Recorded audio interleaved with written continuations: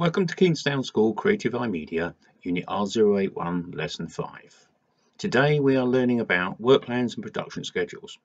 These are two more in the series of the production planning documents, following on from the mood board, where you give your initial ideas and you lay out the look and feel for your project, and then your mind map, where you develop those ideas. The work planning enables you to visually lay out your workload in a logical manner, which will help you work more efficiently. The production schedules are a fine planning detail tool, which are mainly used in animation and in film work, where those tasks need to be broken down even further. For example, your work plan might state that you are spending 3 days on location, but what the work plan will not tell you is what is in each individual scene, when that takes place, and what resources are actually going to be needed to be on site, such as cameras, actors, props, equipment, etc., etc. In your exam, you may be asked to draw a work plan or production schedule. You may be asked to fill in one that has been started with some information given to you in a text document. You might be asked what the purpose of these documents are, what should be included in these documents, or you may be asked to evaluate one of these documents against a scenario you have been given and tell the exam board whether what has been produced is suitable for its intended purpose. Therefore, it is imperative that you understand not only how these documents are made or what goes into these documents, but when we should use these documents. So the objective today is to be able to understand the purpose, properties, design and layout of work plans and production schedules. Now the success criteria that I'll be looking for here is for you to be able to identify and describe the purpose of the documents, their properties, i.e. what goes into them, their design and their layouts, of both the work plans and the production schedules, and then obviously be able to use them and create them for your projects. Now, as I said, a work plan in its simplest form is a list of jobs to be done in a certain order and the time allocated for each job. At the other end of the scale, there are very complex tools that run major projects and ensure everything happens when it should. No matter where on the scale you are, the basics and the basic rules will still apply. The jobs must be planned out so they are done in the correct order and may not always be straightforward, as some jobs may take longer and background preparatory work will actually be required as well. So let's have a look at how we use these. So the work plan is always a good idea so that we ensure that two essential things happen. The job gets done and gets done on time, because that normally means it also gets done within the budget as well. Work plans tend to be visual and therefore are accessible to most people. They can see on those timelines exactly where they are. They are simple to create when simplicity is required, and can be scaled to match anything that is required on a larger, more complex project. So here's a couple of examples. Example 1 here is a work plan created in a text table using something like Microsoft Word in a word processing package. As you can see, just a simple list of the activities, how long has been allocated for them, and obviously the resources they're going to need. And as you can see there, the total is 9 hours and 5 minutes, and that has been created probably just because it's only going to be a day to do that particular job. Example 2 here is a little bit more the type of thing that we'd probably be expecting within your R082 project and some of the others. As you can see, it takes into account a number of days work and the tasks which are realistically going to be able to be done during that time. Now, whilst that is a fairly accurate one, it does have a couple of things that are missing, which we will talk about, and that is contingency time and also milestones, which is something that we would include in most of our charts. As you can see there, this is also sometimes called a Gantt chart. That was named after Henry Gantt, who did the first one somewhere in the early 1900s, just before the start of the First World War. So, the creation process. we're looking to get all the activities that you'll need. So from something like your visualization diagrams, you could simply list all the individual tasks and activities you would need to undertake.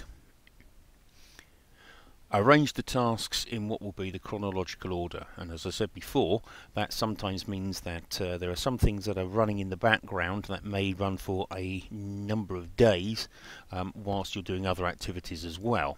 So it's not always a case of you've got to allocate a particular task for a particular day and you can't necessarily start anything else. Sometimes that multitasking is okay. Allocate the time frame for the duration of that particular task and any resources that you think you're going to need. And obviously there again, any interim targets are your milestones.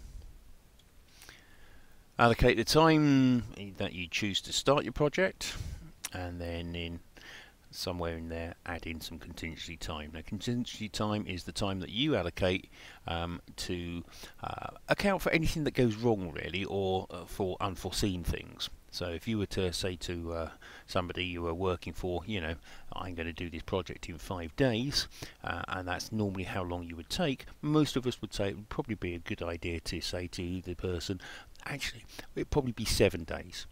Then if something goes wrong, you've got a couple of days extra where you can rectify the problem, and you're still going to bring in your project on time. The people you're working for are going to still think that you're wonderful, whereas of course if you tell them it's 5 days, you get a problem and it ends up being 6 days, automatically, no matter how well you dealt with the problem, they still have that little nagging doubt that you didn't quite do it on time. And of course if you've given them 7 days and you had a problem and you still brought it in 6 days, they're going to think you're absolutely wonderful. So an activity for you guys now. I'm going to want you in your books under a title of work plan to list the 5 things that you would expect to be included in the work plan, why you think they should be there, and then I'm going to want you to produce a work plan. Now I'm actually going to stop here for a moment because I'm going to give myself the opportunity to bring in Microsoft Excel and show you exactly how that should be done.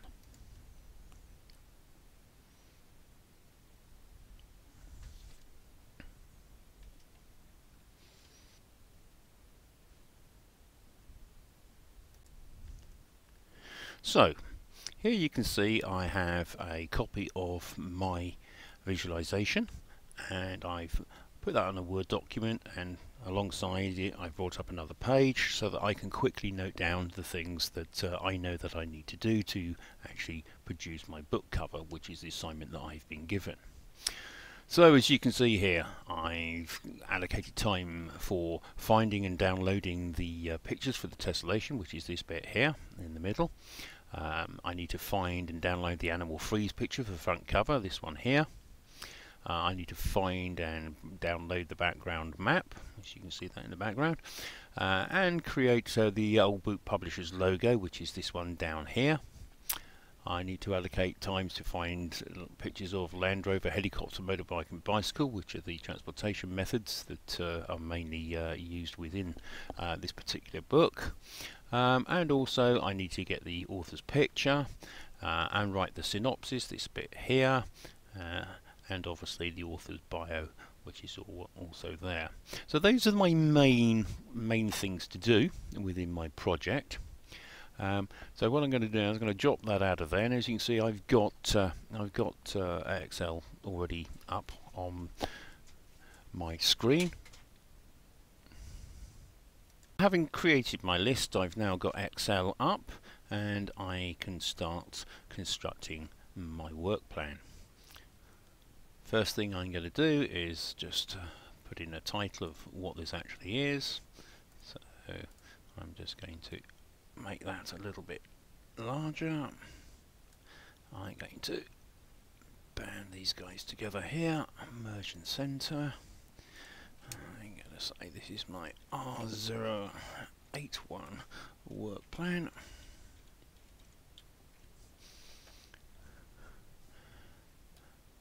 I'm going to make that a little bit bigger. There we go. And there we go. Pops it in the middle there. Should be a 0. Here we go. Okay, now on this side I'm going to change this slightly, and I'm going to have description of task.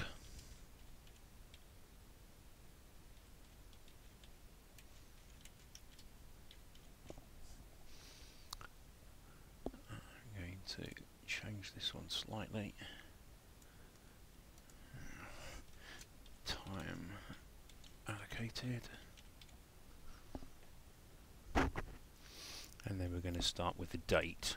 Now, I'll show you a little trick with the date. I'm going to start the day I've recorded this, 23rd of March. No, it's the 26th today. So 26th. 03 2020. Now, you can see straight away here, if I go down to the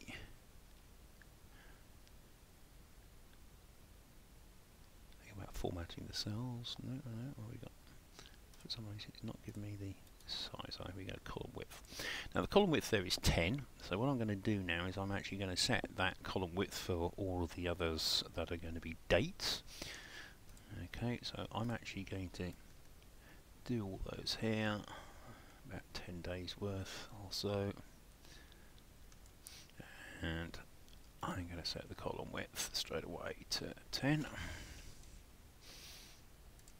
There we go. And what I'm also going to do now is, if I'm going to go to the corner of this cell, and as you can see the cursor turns to a little back cross, I'm going to right click and hold, and then I'm going to drag that across to all of those that I've made 10. Okay, and as you can see it's filled in the dates for me. Now I'm not going to worry about the fact that a couple of these days are likely to be weekends. If you want to block them out on your work plan, that's entirely up to you. I don't have a problem with that, but I'm going to leave them as they are. I'm now going to take this one here and I'm going to create a space where I'm actually going to record the resources. So this one here is the resources that I'm going to need. Okay, just going to centralize that. There we go. I'm probably now going to get rid of these extra lines or extra columns that I don't need.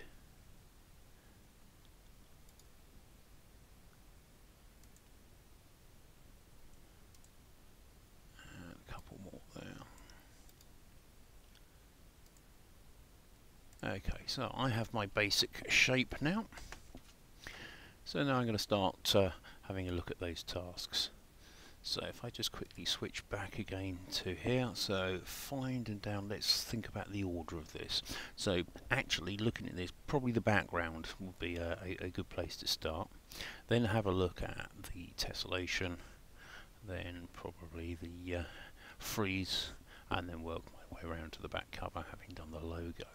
So let's have a quick look at what we've got to do. So I need to find and download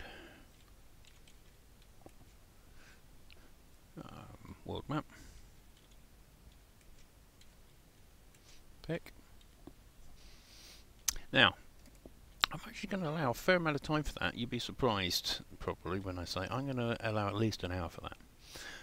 It's one of those funny things that when you get on the internet, if you've got an idea in your head of exactly what you want, you've probably seen that somewhere before.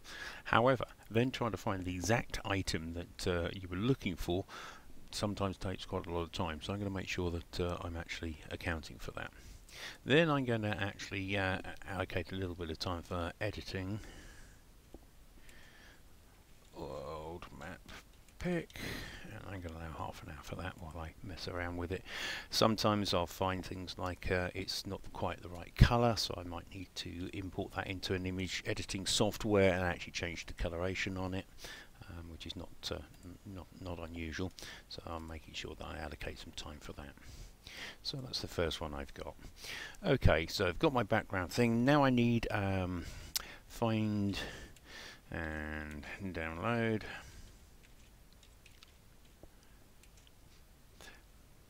Seven wonders picks. And those are for the tessellation. So Click that, and straight away I can see I'm going to need to move my column over a bit to accommodate that. So there we are, 7 wonders pics.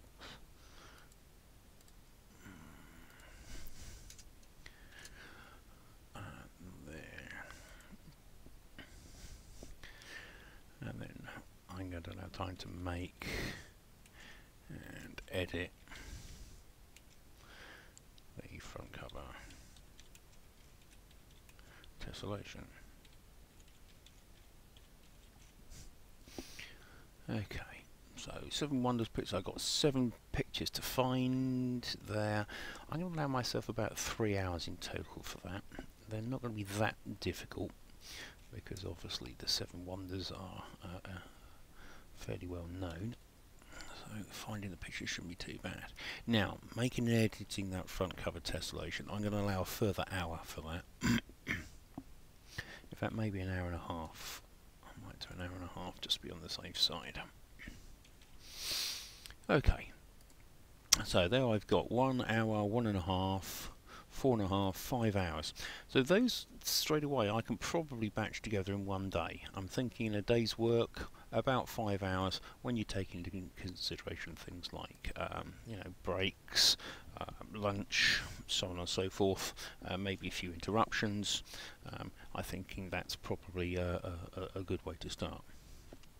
So I'm going to go back now and have a look at what else, just to check my list. So I've done tessellation pictures. Alright, so I've got animal freeze to do.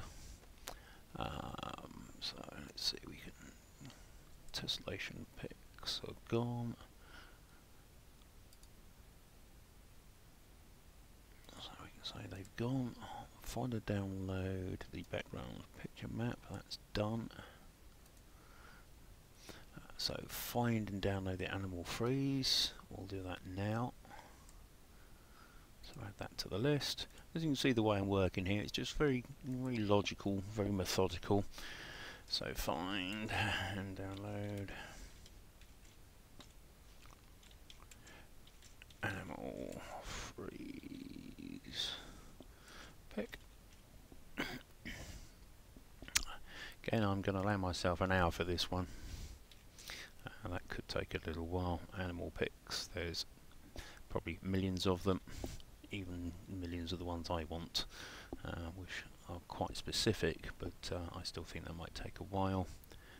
Give myself again editing time.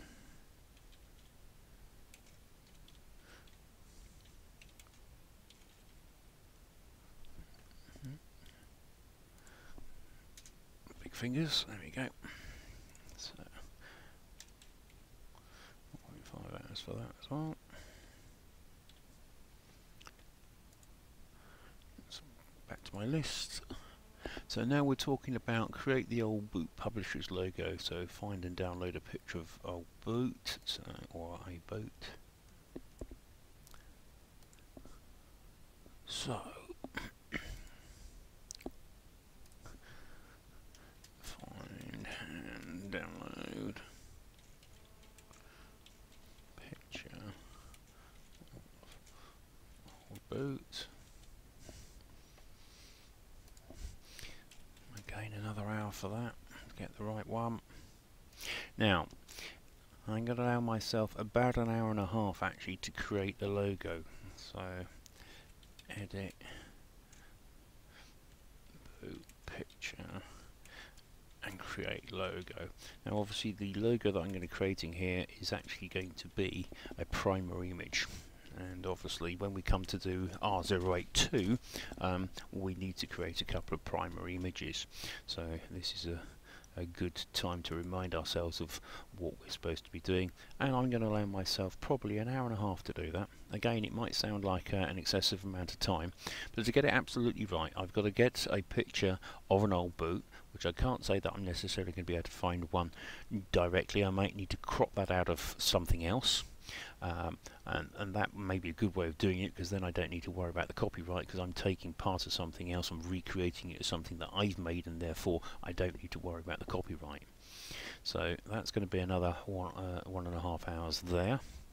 And at this stage, looking at this, so I've got another 1.5, another hour, so that's 2.5, 0.5 is 3, that's 4.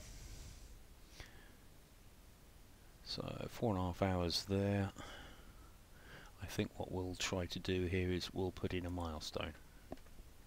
Let me just check and see if I've got anything else I really need to do straight away. No, I am going to put in a milestone now. And my milestone here is going to be a very simple one. I'm going to just schedule a meeting with my boss, just so that I can make sure that he thinks that I'm on track and I know that I'm on track. So milestone 1 here is going to be meet with manager. I can just check then that I've got everything absolutely as we would expect it to be. And assume you do the similar things. You've got to assume that you are working as a commercial company or for a commercial company when you are doing your R082 work, and that obviously means that anything you produce is going to be in the public domain, and that obviously affects the pictures that you get because they're going to need to be royalty free. So let's just make sure I've got what I need. I've got the tessellation pics, I've got animal freeze pics, which is good. I've got the old boot pics, and I'm then going to edit my thing. So again, I think I can put all of these into one day, and I'm actually going to add in at the bottom there that milestone. I'm going to put that in a different colour. There we go, and you can now see the way this is starting to go. It may not take me all of these days, and if it doesn't take me all of these days, then I'll quite simply delete those, but I'm gradually going to go through all of the tasks on my list, add them to my work plan, and at the same time here I'm actually going to put in some contingency time while I think about it. Contingency time, as I said earlier, is that time that we allow as extra time to compensate for any problems that we may occur or that may present themselves, things that we haven't thought of, things that have gone wrong. Now in this case I'm meeting with my manager. He may well suggest a couple of things that need to be done, so I'm going to allow an hour's contingency time to cover anything that he might suggest from that, and I'm going to put that in again, probably against that second day's work, and I'm going to colour that in purple just so that I know. So that's generally the way it works. If we go over to this side, I can now say what do I need. So here, resources. What resources do I need? I need access to the internet, editing of the world map. I'm going to need access to image editing software.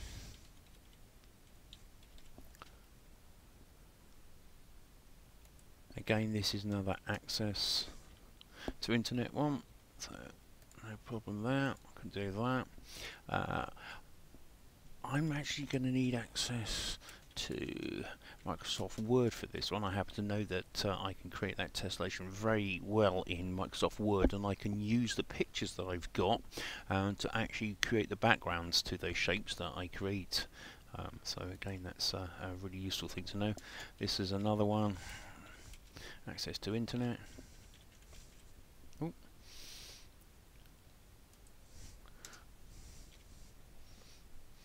Edit the freeze pick again, access to, and you can see how this is generally building up. Quite a lot of it will be exactly the same because you're carrying out similar tasks. Checking software, so that's okay for that, and you just carry on down wherever you need something. So this one here, obviously, meeting with manager,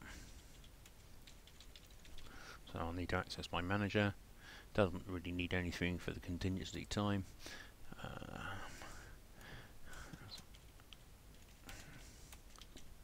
Internet again, and this one's gonna be access to image editing software. Okay. So, generally speaking, that's what it's going to look like. If you're doing this as practice, which is really, really good, that's all you really need to demonstrate that you understand what's going into it. If you're going to redo your one for R082, or you're looking at what possibly shouldn't be added, then obviously you can take a screenshot of this and add this into your evidence folder. Okay, so let's move on now. So, having had a look at the work plans, we now have a look at the production schedules. And as I said earlier, work plans are a good tool for most projects, but there are one or two for which much greater detail is required, and that would be animations and film recordings that may have hundreds of individual scenes and will require a production schedule to cover the additional work, and that is in addition to the work plan. Now, production schedules will always be required when you've got many different locations, and especially when you've got many different teams, and also where that quite often will take place at similar times. So the production schedule allows to plan for a definite overall timeline and for that particular part of the project, and that provides the macro management of the team's activities.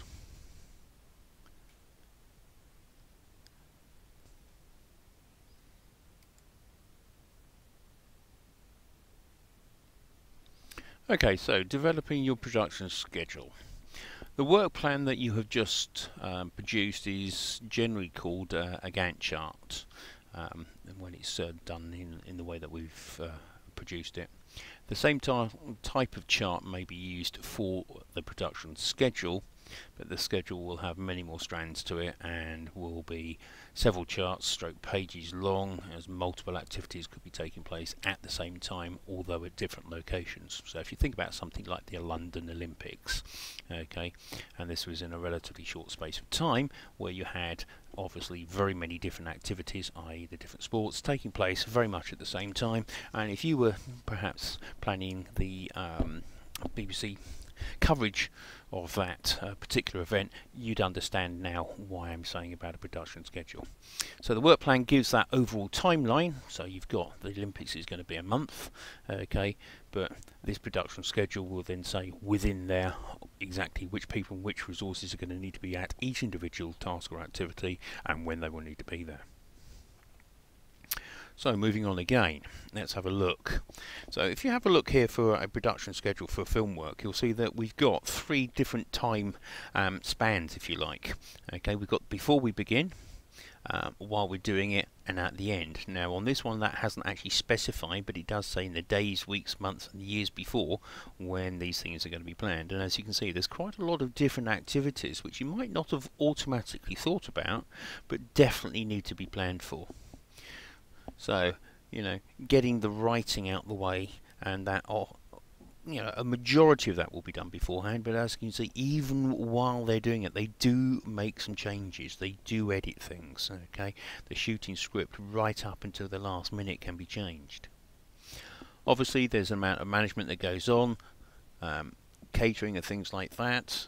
Again, things we don't normally think about in our work plans, we suddenly need to start thinking about. Looking after the people that we're actually having on site. The talent, as in the casting and the rehearsals, these are the people that are actually going to be doing the work for you. They're your actors, okay? Going to need to do a little bit of work for them. Then, of course, when you're actually on location, don't forget, of course, you've got to go and find those locations to start off with. Then you've got to make sure that everybody is allowed to be there. You're going to be allowed to actually film there. Then you've got to have a look at how you're going to get everything there. Okay. If you're going to need electrics, which you almost certainly are, how's that going to happen, etc, etc. So all of these things happening in the background before you even get to do what you're doing. And obviously at the end here you can see there's a number of things that are added into the production things, the filming, choreography, action and stunts, props, etc. And then of course video effects, and you're still going to have somewhere along there you're going to be doing some editing as well. So quite a lot of things over a quite wide time, and a lot of them, as you can see, happening right at the same time. And that's before you even get to the location. So let's have a look at the steps involved. Initially, you're going to start off with the same sort of thing as the work plan. The main difference is, as you can see, is the jobs and activities need to be subsectioned for each of the things that you're going to do. So in which case, if you've got to have individual scenes or individual locations, then you're going to have a production schedule basically for each of those. You're going to need to think about timestamps, because when you're doing things like filming especially, you're going to need to think about what time of day the shot is supposed to be at, and therefore when you're going to be at that location to do it. As again, you may have multiple scenes to be shot at different times of day, so therefore you're probably going to want to be in the location, you know, for the duration of the time that you're going to need to be shooting. But you may well shoot a number of things, you know, say all the night scenes at once, and you then might shoot all the day scenes at once, and then all the evening scenes, and so on and so forth. So therefore your order is going to be very different, and you are going to need to think seriously about who actually needs to be there and when they need to be there. So here we go. We have got here a production schedule, so you can see how it is laid out. Again, it's in Excel, and you can see what's happening here. We've got the scenes, and as you'll see straight away, the scenes do not run in order. They run in the order that they need to be shot, not in the order that they're going to appear in the film. You've got the fact of whether it's an internal shot or an external shot. Obviously a description of what the scene is, whether it's shot at the day or the night, and as you can see the night scenes are being shot together and again shot together again here, wherever they happen to be. Who the cast members are and who's going to be there. What that actual location is, so again they're grouping them so that you actually do their filming when it's in the same place. They're all together, so these last ones here, so we've got 2 day and 2 night shoots, and they're all at the apartment, so they're all being linked together, but we're having some ones done in the day, having some meal breaks of course, so that it actually runs into the evening stroke night, and therefore you'll pick up the night shots again, although you're in the same location a few hours later, obviously when the sun's gone down. Okay, don't need to worry about things like these page count, especially, although that would probably refer to the script sections. Okay, and the estimated time for the shoot is included there, and as you can see, it's also divided into days, so we know how many days we're going to be on there. And those are the days that are going to be appearing on your work plan. So day 1 of the shoot will be in your work plan as obviously day 1 shooting, and then day 2 shooting, and if that's the end of it, that's all the days that will be allocated on your work plan. Okay, so let's just take a very closer look at that, just bring that forward a bit so you can see it a little better.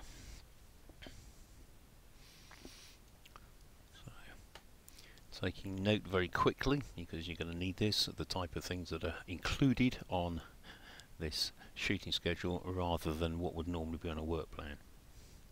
So very much more detailed, and you're going to need that detail because now it's your turn. We would like you to create a production schedule for a multiple shoots over 2 days and annotate that with the important elements. So basically you create your own, think about a small scene or 2 that you would like to shoot, or several scenes for you know, a couple of minutes worth of film, and you create the production schedule for that, and we'll give you a few minutes to do that and we'll come back to you. Okay, so let's now review what we've been learning today. What was the purpose of the work plan? The work plan was a visual pre-production planning tool to help you lay out your work logically and efficiently. How do the work plans help us in the planning stage? Well, they help us to put together a schedule for ourselves and perhaps for others, so that we can all see what needs to be done at what stage of the project. And what is the primary use of the production schedule? Well, the production schedule is primarily used by people doing things like film work, so that could be animation or sort of feature film type work, where there could be very many activities taking place on locations at the same time, or very quickly after one another, but at different times of the day, etc. So it's used to micromanage and micro-plan those activities. List 5 items you would expect to find on a work plan. Well, the work plan should basically have your start date, your finish date. It should have a list of all the activities that are going to take place. It should have the time scale that has been allocated to each of those individual tasks. It should have a contingency time added to make sure that you have enough time to complete the task within the time frames given. And obviously it would be advantageous to set yourself a couple of milestones to make sure that you're keeping on target. Describe how you could create a production schedule. Well, production schedule, you could use something like Microsoft Excel or any spreadsheet software, where you would detail obviously which tasks need to be done in detail as to exactly what needs to be done for each of those tasks, what time that needs to be done, where they're going to happen, what time they're going to happen, what resources are going to need to be there, whether they're indoor shots, outdoor shots, whether they're going to be obviously at night time or daytime. So all of these things need to go into that production schedule, and it needs to lay out exactly what timings are involved in that. So that's work plans and production schedules. Hope you've enjoyed this. We'll see you next time in lesson 9, where we will discuss the legislation and look at how the different acts of parliament affect what we can do in iMedia. Thank you. Bye bye.